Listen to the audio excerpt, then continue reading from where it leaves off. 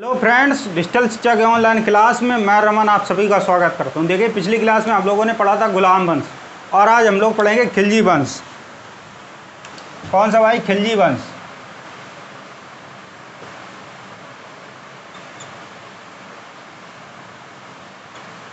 देखिए भाई, कब से कब तक रहा खिलजी वंश? 1290 से 1320 तक ईस्वी तक। देख, खिलजी वंश की स्थापना किसने की? जलालुद्दीन खिलजी ने।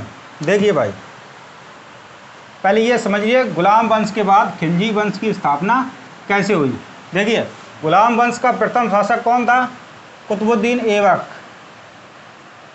इसके बाद इल्तुतमिश। इसके बाद इसकी बेटी आई रजिया सुल्तान। और इसके बाद बलबन। अंतिम शासक कौन था भाई? कैमोर्स। ये गुलाम वंश का अंतिम शासक माना जाता है। देखिए, कैमोर्स एक कम उम्र का शासक था, या कहें नाबालिग था। नाबालिग, जब इसकी बहुत कम उम्र थी तब इसे गद्दी पर बैठा दिया गया था। इसलिए इसका एक संरक्षक, इसकी देख रेख के लिए एक संरक्षक नियुक्त किया गया। उसका नाम था जलालुद्दीन खिलजी। ये इसका संरक्षक था। कौन? जलालुद्दीन खिलजी। और जलालुद्दीन खिलजी ने इसके नाबालिग होने का फ़ायदा उठाया और इसे गद्दी से हटा दिया और खुद दिल्ली की गद्दी पर बैठ गया और खिलजी वंश की स्थापना कर दी। किसकी? खिलजी वंश की। देखिए, आप समझिए यहाँ से।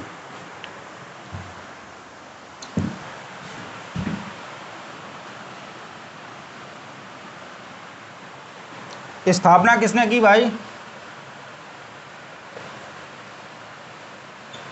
किसने की? जलालुद्दीन खिलजी ने। जलालुद्दीन खिलजी, इसने खिलजी वंश की स्थापना की। इसका देखिए एक मंत्री था। मंत्री कौन सा? या फिर कहें कानून मंत्री कौन था? इसका भतीजा अलाउद्दीन खिलजी। इसका कौन था? भतीजा।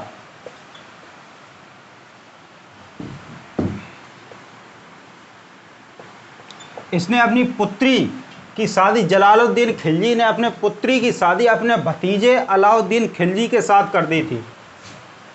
किसकी भाई? अपनी पुत्री की शादी, पुत्री का विवाह किसके साथ? अलाउद्दीन खिलजी के साथ। अब आप ये कहेंगे कि भाई पुत्री का विवाह भतीजे के साथ कैसे हो सकता? देखिए, मुस्लिम लोगों में आज भी ऐसा होता है कि ऐसी शादी हो जाती है। देखिए, कैसे शादी हो सकती है मुस्लिम संप्रदाय में और किन किन लोगों के साथ नहीं हो सकती है, उसको समझ लीजिए।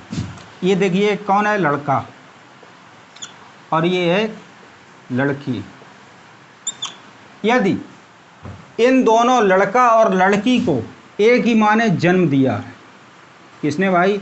एक ही माँ ने जन्म दिया है और इस माँ ने इन दोनों बच्चों को अपना दूध पिलाया है, तब तो इनकी शादी नहीं होगी।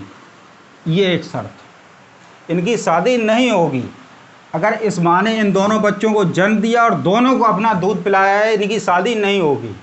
अगर इस माँ ने इन दोनों बच्चों में से किसी को भी एक को अगर दूध नहीं पिलाया तो इन दोनों बच्चों की भी शादी हो जाएगी।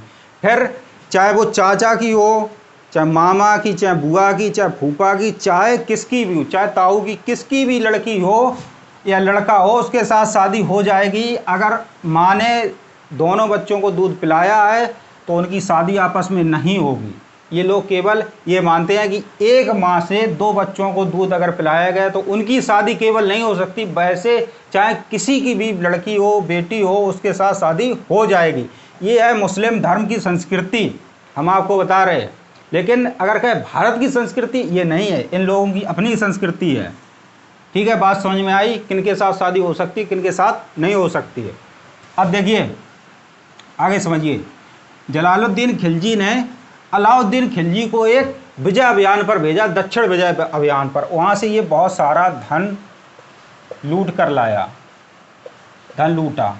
और जब दिल्ली में आया, जलालुद्दीन खिलजी से गले मिला अलाउद्दीन खिलजी, तो अलाउद्दीन खिलजी ने अपने चाचा यानी कि जलालुद्दीन खिलजी की हत्या कर दी। बात समझ में आ गई? क्यों हत्या कर दी? क्योंकि अलाउद्दीन खिलजी के मन में ये लालच जाग चुका था दिल्ली की गद्दी पर बैठने का। बात समझ में आ गई? अब देखिए यहाँ से शुरू होता अलाउद्दीन खिलजी। देखिए अगर खिलजी वंश में किसी को भी पढ़ना इम्पोर्टेंट है तो वो है अलाउद्दीन खिलजी। अगर खिलजी वंश में अलाउद्दीन खिलजी नहीं होता तो हमें शायद खिलजी वंश पढ़ने की आवश्यकता ना होती। देखिए भाई अलाउद्दीन खिलजी, अलाउद्दीन खिलजी ये कैसा था भाई? एक अनपढ़ शासक था, अनपढ़, ये पढ़ा लिखा नहीं था। और कैसा था? क्रूर शासक था, बहुत निर्दयी शासक था। बात समझ में आ गई? कैसा था भाई? अनपढ़ और क्रूर।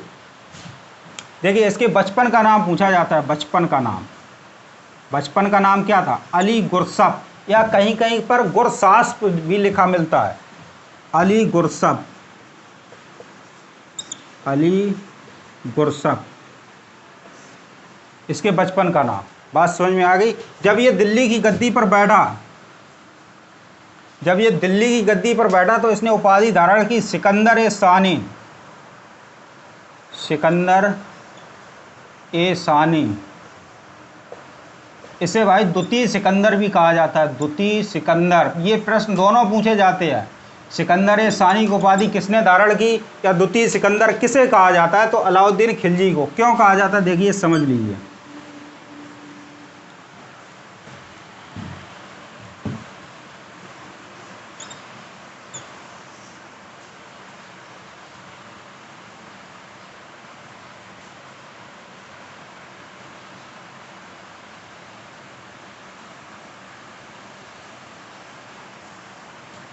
ये है देखिए अपने भारत का मैप, समझ लीजिए इसको। इसके शासनकाल में उत्तर भारत में मंगोलों के आक्रमण बहुत हुए। किसके? मंगोल आक्रमण। और मंगोलों से लड़ने के लिए इसने किसको भेजा? जफर खान को, जफर खान, कि आप मंगोलों से लड़ेंगे।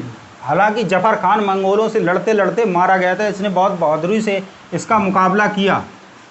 किसने? अलाउद्दीन खिलजी ने, या करवाया, कोई बात नहीं, एक ही बात है। और उत्तर भारत को जो राज्य बचे थे जीतने के लिए इसने नुसरत खान, किसको? नुसरत खान और उलूग खान, उलूग खान को भेजा, उलूग खान, कि आप उत्तर भारत के बचे हुए राज्यों को जीतेंगे। सबसे महत्वपूर्ण था इसका दक्षिण भारत, ये भाग, क्योंकि यहाँ से समुद्र मिलता है, समुद्र के रास्ते मिल जाते हैं व्यापार के लिए। इसका मुख्य उद्देश्य था दक्षिण भारत को जीतने का, आर्थिक उद्देश्य था। ठीक है, यहाँ ये शासन नहीं करना था। जब इसने जीत लिया था दक्षिण भारत को तो वहाँ पर नियंत्रण नहीं रखा, वहाँ से केवल टैक्स वसूल करता था। बात समझ में आ गई? और दक्षिण भारत में अभियान के लिए भेजा, जीतने के लिए मलिक काफूर को, मलिक काफूर। ये इसका गुलाम सेनापति थी, गुलाम सेनापति था। इसने गुजरात विजय के दौरान मलिक काफूर को खरीदा था। कितने? 1000 दीनार में। इसलिए मलिक काफूर को 1000 दीनारी भी कहा जाता है। ये प्रश्न भी पूछा जाता कि 1000 दीनारी किसे कहा जाता है? तो मलिक काफूर को 1000 दीनारी कहा जाता है। ये भाई विंध्याचल पर्वत को पार करके मलिक काफूर को भेजा। ये एक ऐसा शासक है जिसने विंध्याचल पर्वत को पार करके मलिक काफूर को भेजा कि आप जाइए दक्षिण भारत को जीतिए। पूछा जाता है प्रश्न। देखिए दक्षिण भारत में इसकी बहुत महत्वपूर्ण विजय थी। तेलंगाना, होयसाल, वारंगल। वारंगल के शासक प्रताप रुद्र देव ने मलिक काफूर को, जब मलिक काफूर ने प्रताप रुद्र देव पर यानी वारंगल पर आक्रमण किया तो वहाँ पर इसने प्रताप रुद्र देव से एक कोहिनूर हीरा प्राप्त किया। बात समझ में आ गई? कोहिनूर हीरा प्रताप रुद्र देव से इसने प्राप्त किया। किसने? मलिक काफूर ने। बाद में ये हीरा, कोहिनूर हीरा अलाउद्दीन खिलजी को दे दिया, वो अलग की बात है। ठीक है, इसका सबसे महत्वपूर्ण अभियान था चित्तौड़ अभियान। कौन सा भाई? चित्तौड़। देखिए खुद युद्ध नहीं लड़ा करता था, अपनी सेना को और सेनापति को भेजता था, लेकिन चित्तौड़ युद्ध में ये खुद गया था, खुद। इसने चित्तौड़ के शासक राणा रतन सिंह को धोखे से पराजित कर दिया, ये कहा जाता है। और महारानी पद्मावती को हासिल करने के लिए ये सब चित्तौड़ पर आक्रमण किया था इसने। बात समझ में आ गई? महारानी पद्मावती की सुंदरता को देखकर ये उनको हासिल करना चाहता था, इसलिए चित्तौड़ पर आक्रमण किया और राणा रतन सिंह को पराजित कर दिया। इसका जो साक्ष्य है, ये एक कवि हुए मलिक मोहम्मद जायसी, उन्होंने एक अपना पुस्तक लिखी, महाकाव्य लिखा, जिसका नाम है पद्मावत। पद्मावत, उसमें इसका वर्णन मिलता है। ये विजय थी 1303 ईस्वी की। बात समझ में आएगी। ये बहुत महत्वपूर्ण अभियान माना जाता है इसका।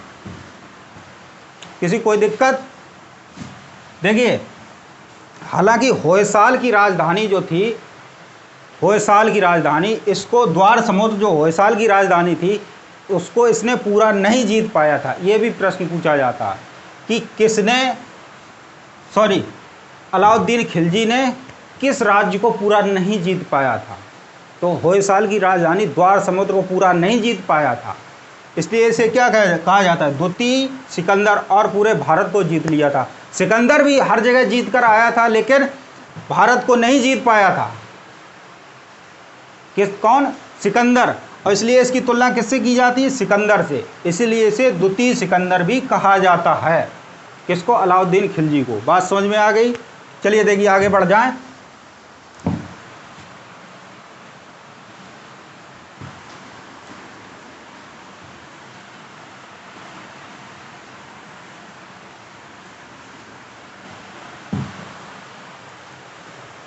आगे बढ़ें, बताइए किसी कोई दिक्कत?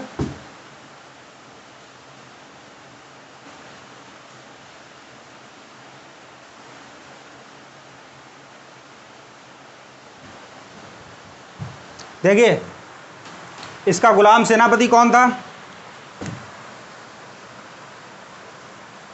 गुलाम सेनापति कौन था भाई? बताइए। मलिक काफूर इसका गुलाम सेनापति था, और इसी को 1000 दीनारी कहा जाता है। 1000 दीनारी। इसने इसे गुजरात विजय के दौरान खरीदा था 1000 दीनार में, 1000 सिक्कों मुद्राओं में। बात समझ में आ गई? इसके दरबार में 2 कवि भी रहते थे। कौन भाई? अमीर खुसरो। अमीर खुसरो। देखिए, अमीर खुसरो अलाउद्दीन खिलजी के दरबार में रहते थे, और अमीर खुसरो ने ही इन्हें तोताए हिंद, तूतिए हिंद या भारत का तोता उपाधि दी। कौन भाई? तोताए हिंद। तोताए हिंद या तूतिए हिंद या फिर भारत का तोता, कुछ भी कह लीजिए, बात एक ही है। ठीक है, बात समझ में आ गई? किसी को कोई दिक्कत? किसी कोई दिक्कत? देखिए, अगला कवि कौन था? मीर हसन। मीर हसन देहलवी। ये 2 प्रमुख कवि विद्वान अलाउद्दीन खिलजी के दरबार में रहते थे। इसने भाई खुद को धर्म से ऊपर बता दिया, धर्म से मुक्त कर दिया, अपने को धर्म से मुक्त कर लिया। इसने कहा भाई, शासक का, सुल्तान का कोई धर्म नहीं होता। सबसे पहले उसका कर्तव्य है कि वो अपने राज्य की रक्षा करे और अपनी प्रजा के अनुसार धर्म को माने। ठीक है, कुल मिलाकर बात ये समझिए कि अलाउद्दीन खिलजी ऐसा शासक था जिसने अपने आप को धर्म से मुक्त कर लिया, कि राजा पर कोई धर्म नहीं चलता। और इसने ये भी कहा था कि सुल्तान का कोई रिश्तेदार नहीं होता है। बात समझ में आ गई? देखिए, छोटे त्योहारों पर रोक लगा दी। छोटे त्योहारों पर रोक। और भाई क्या किया? बिना अनुमति विवाह, बिना अनुमति के कोई विवाह नहीं करेगा।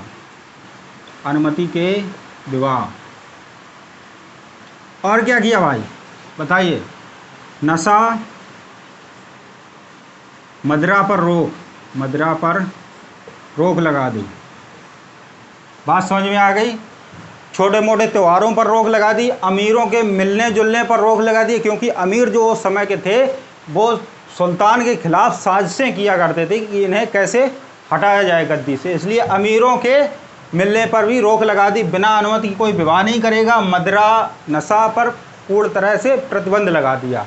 बात समझ में आ गई? किसी कोई दिक्कत? बताइए भाई।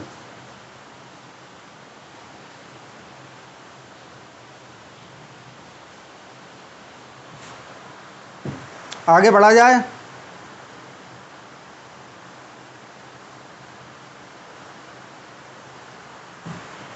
देखिए इनका एक युद्ध विजय लिख लीजिए 1303 वाला चित्तौड़ विजय। चित्तौड़ विजय, राणा रतन सिंह को हरा दिया था चित्तौड़ की वजह से। अलाउद्दीन से प्रश्न बनते हैं। देखिए इसका सैन्य सुधार,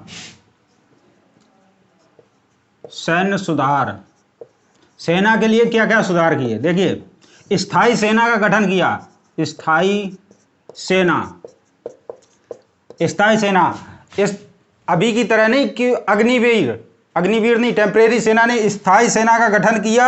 और नगद वेतन, नगद वेतन दिया।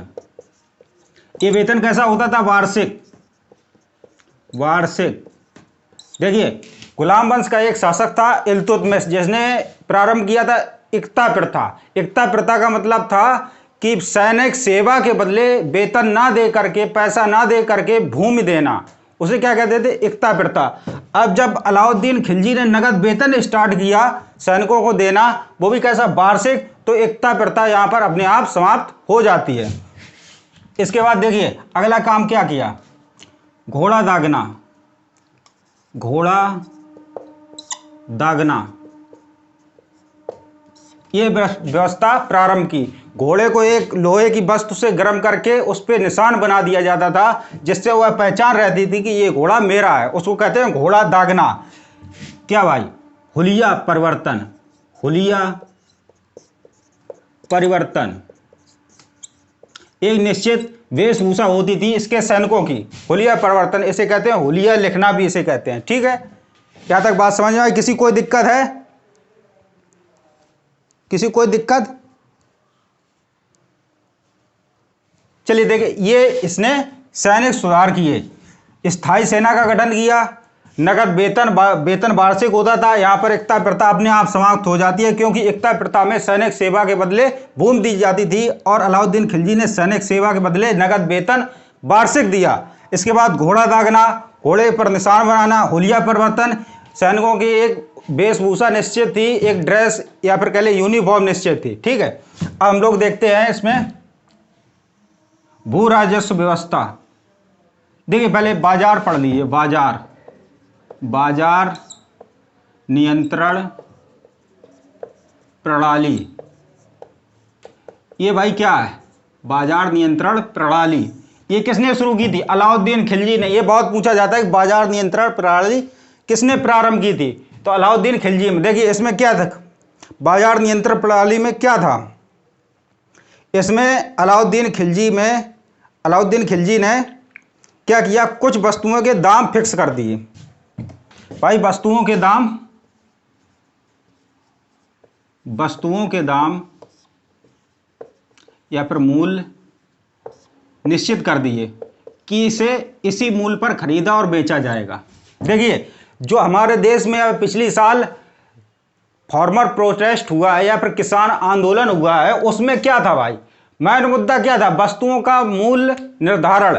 क्या भाई, जो फार्मर प्रोटेस्ट हुआ, किसान आंदोलन, उसमें क्या था, किसानों की मांग क्या थी, बताइए भाई, किसी को पता है? उनका मेन दो मांगे थी। देखिए एक तो कृषि कानून, जो नए कृषि कानून केंद्र सरकार ने बनाए हैं उनको वापस लेना, उनको क्या वापस लिया जाए। और क्या भाई, एमएसपी पे गारंटी कानून, गारंटी कानून। देखिए भाई ये तो पक्का कि कृषि, जो नए कृषि कानून केंद्र सरकार ने बनाए थे उनको वापस लिया जाए, क्योंकि किसान कहते थे कि ये मेरे हित के लिए नहीं बनाए गए। और दूसरा था एमएसपी पे गारंटी कानून बनाया जाए। देखिए एमएसपी समझ लीजिए, एमएसपी क्या है, बहुत इंपॉर्टेंट है। देखिए एम का मतलब मिनिमम, एस का मतलब है सपोर्ट और पी का मतलब प्राइस, मिनिमम सपोर्ट प्राइस या फिर न्यूनतम समर्थन मूल्य। ये क्या होता है भाई, देखिए किसानों का ये कहना था कि मेरी हम जो फसल उगाते हैं उस पर एक एमएसपी गारंटी कानून बनना चाहिए। ये क्या है भाई, उनका कहना ये था कि ऐसा कानून बनाया जाए कि हमारी जो फसल होती है हम उसे कहीं भी बेचें, कभी भी बेचें, उस पर एक फिक्स प्राइस मिलना चाहिए। एमएसपी क्या है भाई? सरकार एक ऐसा कानून बनाए कि हमारी फसल को एक न्यूनतम मूल्य दे कि हम कहीं पर भी बेचें, उस फसल का प्राइस जो है, मूल्य है, वो फिक्स होना चाहिए। और यही क्या किया था, अलाउद्दीन खिलजी ने वस्तुओं पर एक मूल्य निर्धारण कर दिया था कि इससे ज़्यादा या कम पर नहीं बेचा जाएगा या खरीदा जाएगा। तो यही किसान चाहते थे हमारे देश के कि हमारी फसलों पर एक एमएसपी गारंटी कानून बनाया जाए। हालांकि भारत में जो ये है एमएसपी, इस पे ये कानून नहीं है, ये क्या है, अभी नीति है, नीति। इसमें बदलाव करती रहती है सरकार। देखिए एमएसपी क्या होता है, एमएसपी एक ऐसा कानून है, किसी भी फसल को कभी भी बेचा जाए उसका फिक्स प्राइस होगा, ठीक है। और भारत में 1/3 फसलों पर एमएसपी नीति है, एमएसपी नीति है। लेकिन सरकार, सॉरी, किसान ये चाहते हैं कि ये नीति किस में बदल दी जाए, गारंटी कानून में, जो कि सरकार नहीं कर रही है। भाई 1/3 लगभग 23 फसलें ऐसी हैं भारत में जिन पर एमएसपी बना हुआ है, न्यूनतम समर्थन मूल्य किसान को मिलता है। लेकिन वो चाहती है, देखिए एमएसपी कैसे बनाया जाता है, एमएसपी के लिए जरूरी है कि किसान की जो फसल है उसकी गुणवत्ता, उसकी क्वालिटी अच्छी होनी चाहिए। क्या भाई, क्वालिटी अच्छी होनी चाहिए, तब हम एमएसपी दे पाएंगे किसानों को। अब हर किसान की हर एक फसल जो होती है वो अच्छी तो होती नहीं है। अब क्या होगा भाई, अगर एमएसपी बना दी सरकार ने तो इसी पर इससे खरीदना होगा किसान की फसल को। अब फसल अच्छी नहीं है तो क्या सरकार को घाटा है और किसान को क्या फायदा है?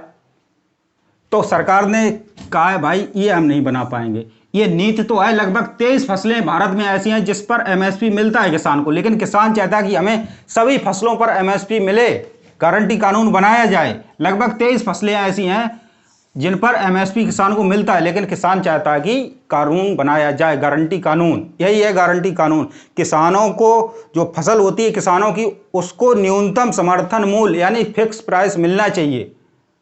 अब भाई बाजार में तो कम लेते हैं व्यापारी, लेकिन सरकार एमएसपी पे खरीदेगी, ये किसानों को फायदा हो जाएगा। बात समझ में आई? एमएसपी क्या है? एमएसपी एक गारंटी कानून है, न्यूनतम समर्थन मूल्य जो सरकार के द्वारा बनाया जाना चाहिए, जिस पर किसानों की फसल को खरीदा जाए। अगर ये कानून बन गया तो किसानों को फिर घाटा नहीं होगा, उसका फसल का प्राइस क्या होगा, फिक्स होगा, कभी बेचे, कहीं भी बेचे भारत में। और ये सरकार कर नहीं रही है। यही दोनों मांगे थी। मेन मांग क्या थी, किसान प्रोटेस्ट की, या फिर फार्मर प्रोटेस्ट कहें, या किसान आंदोलन की, कृषि कानूनों को वापस लेना, एमएसपी पे गारंटी कानून बनाना, यही थी मांग। तो यही क्या किया था, अलाउद्दीन खिलजी ने भाई मूल्य को नियंत्रण किया। किसको? मूल्य को नियंत्रण किया, वस्तुओं के मूल्य को नियंत्रण किया। और क्या भाई, बाजार में गुप्तचर व्यवस्था की, गुप्तचर व्यवस्था, गुप्तचर व्यवस्था। भाई अलाउद्दीन खिलजी ने बाजार में जासूस छोड़ दिए और उनसे कहा कि देखिए आप जाइए बाजार में और ये देखिए कि कोई व्यापारी कम ज़्यादा मूल्य पर नहीं बेच रहा है, कोई कम ज़्यादा तौल तो नहीं कर रहा है। तौल के लिए इसने एक कड़ा कानून बनाया कि जो व्यापारी किसी वस्तु को कम तोलेगा उसके शरीर से उतना मांस काट लिया जाएगा। ठीक है, देखिए इसने एक अधिकारी की नियुक्ति की, साहेना ए मंडी, साहेना ए मंडी। ये भाई बाजार का अधीक्षक होता था। क्या? अधीक्षक, अधीक्षक होता था। और परवाना, परवाना नवीस, परवाना नवीस। ये अधिकारी क्या भाई, वस्तुओं की परमिट जारी करता था। परमिट कि किस दुकानदार को, किस व्यापारी को क्या बेचना है, उसकी ये परमिट जारी करता था परवाना नवीस। और साहेना ए मंडी बाजार का अधीक्षक होता था। बात समझ में आ गई? ये थी अलाउद्दीन खिलजी की बाजार नियंत्रण प्रणाली।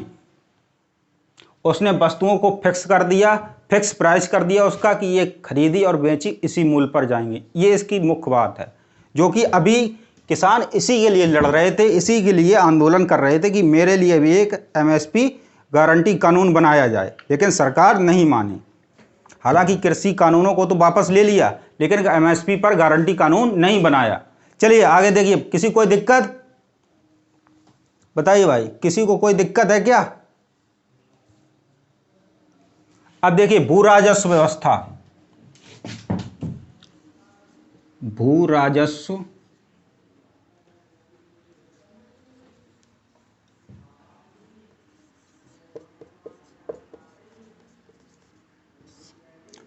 देखिए अलाउद्दीन खिलजी ने कहा कि किसानों के खेतों में जो पैदावार होगी उसका आधा हिस्सा, उपज का आधा हिस्सा या फिर 50% टैक्स सुल्तान को देगी जनता, या किसान अपनी उपज का 50% भाग सुल्तान या फिर अलाउद्दीन खिलजी को देगी। ये बात हुई। और देखिए यहाँ पर जो था नगद वेतन, नगद वेतन में क्या था भाई कि इसने क्या किया, नगद वेतन देना स्टार्ट कर दिया। और इल्तुतमिश ने क्या किया था कि नगद वेतन के स्थान पर वो भूमि दिया करता था सैनिक सेवा के बदले। और जो वो भूमि बटी हुई थी उसने क्या किया भाई, अलाउद्दीन खिलजी ने ये कहा कि भाई जिसके पास भी भूमि है उसको वापस ले लीजिए। क्या भाई, वापस। और उस भूमि को खालसा भूमि में बदल दिया, खालसा भूमि।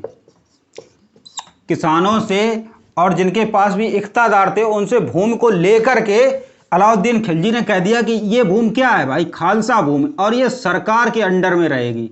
खालसा भूमि का मतलब क्या हुआ, अब जिन पर भी जमीन थी उनसे वापस लेकर के उनको कह दिया ये खालसा भूमि है और ये सरकार के अंडर में रहेगी। बात समझ में आ गई? बताइए भाई, बात समझ में आ गई? और इसने भूमि की पैमाइश करवाई। क्या भाई, पैमाइश की शुरुआत, पैमाइश की शुरुआत भाई इसने अपने शासनकाल में दिल्ली सल्तनत में रहते भूमि की पैमाइश करवाई, नए सिरे से नए तरह से लेखा जोखा रखवाया और एक पैमाना भी चलवाया, गज ए सिकंदरी। क्या भाई, गज ए सिकंदरी, सिकंदरी। इससे भूमि की पैमाइश होती थी। और पैमाइश की जो सबसे छोटी इकाई थी वो थी बिस्वा। क्या थी भाई, बिस्वा। कोई दिक्कत? भाई देखिए बाजार नियंत्रण प्रणाली किसने चलवाई, अलाउद्दीन खिलजी। गुप्तचर व्यवस्था, भू राजस्व का 1/2 यानी उपज का 1/2, खालसा भूमि, ये सब व्यवस्थाएं किसने करवाई, अलाउद्दीन खिलजी ने। सैन्य सुधार में स्थायी सेना, नगद वेतन, हुलिया परिवर्तन, घोड़ा दागने, ये बहुत पूछे जाते हैं। सैन्य सुधार और बाजार नियंत्रण प्रणाली किसने आरंभ की, अलाउद्दीन खिलजी ने। अब देखिए इसने टैक्स कौन कौन से लगाए, टैक्स को भी देख ली, वहां से भी प्रश्न पूछा जाता है।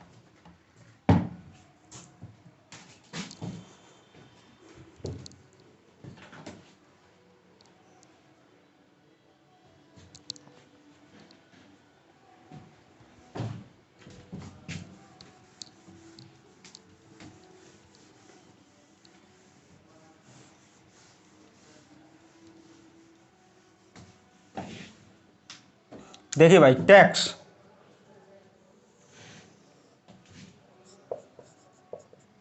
टैक्स कौन कौन से थे, या फिर हिंदी में कहें तो कर। देखिए जजिया, जकात, खुम्स,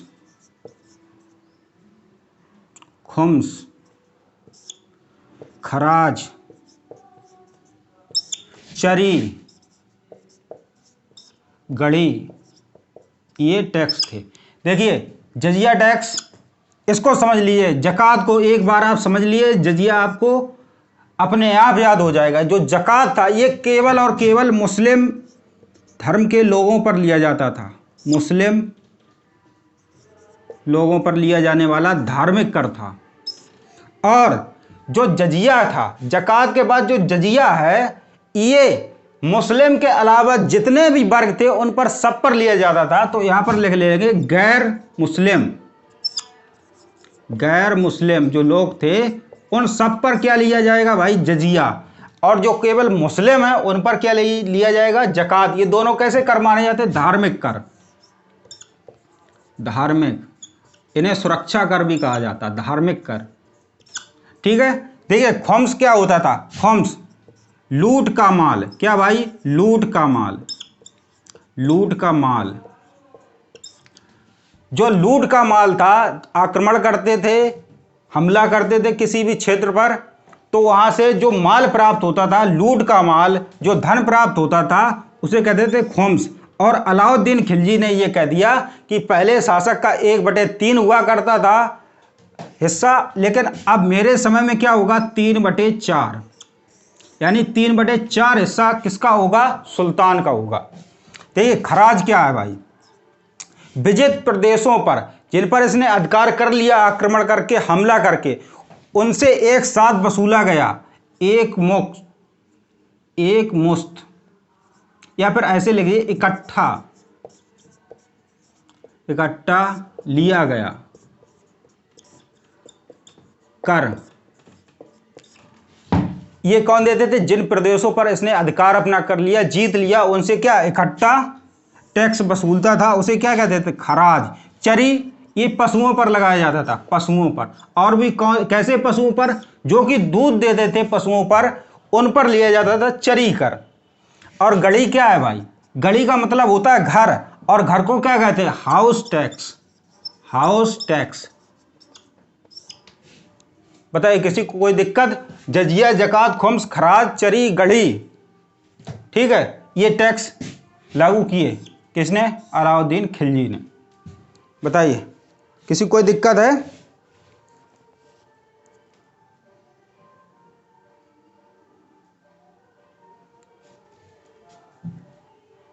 चलिए आगे बढ़ जाएं। देखिए अगला शासक कौन हुआ? मुबारक खिलजी।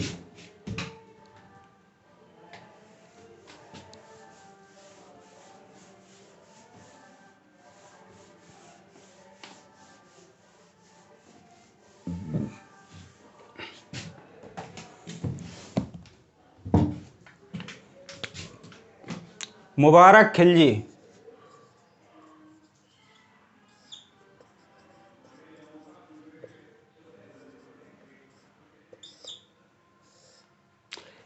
तेरह सौ 1316 में क्या भाई?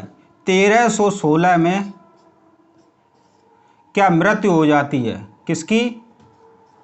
अलाउद्दीन खिलजी की, किसी बीमारी के कारण। इसको कोई मारा नहीं था, ठीक है, किसी ने इसकी हत्या नहीं की थी, ये अपने आप मर गया किसी बीमारी के कारण। अब इसके बाद आता है मुबारक खिलजी। ये भाई साहब एक बहुत गधा और बेवकूफ़ टाइप का शासक था। ये कैसा भाई? बहुत ही गधा बेवकूफ़ टाइप का शासक था। ये क्या करता था कि अपने दरबार में बिना कपड़ों के, यानी कि नंगा चला आया, बिना कपड़ों के, बिना कपड़ों के। और क्या करता था? कभी कभी महिलाओं के कपड़े पहन लिया करता था। महिलाओं के कपड़े पहन लिया करता था। और क्या करता था भाई? ऐसे ही बिना कपड़ों के अपने दरबार में इधर से उधर दौड़ा करता था। ये इस टाइप का शासक था, इसने कुछ नहीं किया। और इसका जो सेनापति था, कौन भाई? गाजी मलिक।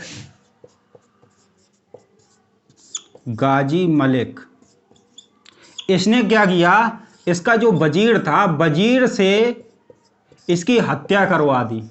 हत्या किसने? गाजी मलिक ने। वजीर ये सोचता था, जो प्रधानमंत्री था इसका, मंत्री मुबारक खिलजी का, कि हम इसकी हत्या करके खुद गद्दी पर बैठ जाएंगे। लेकिन गाजी मलिक जो था, गाजी मलिक, ये खुद गद्दी पर बैठ गया।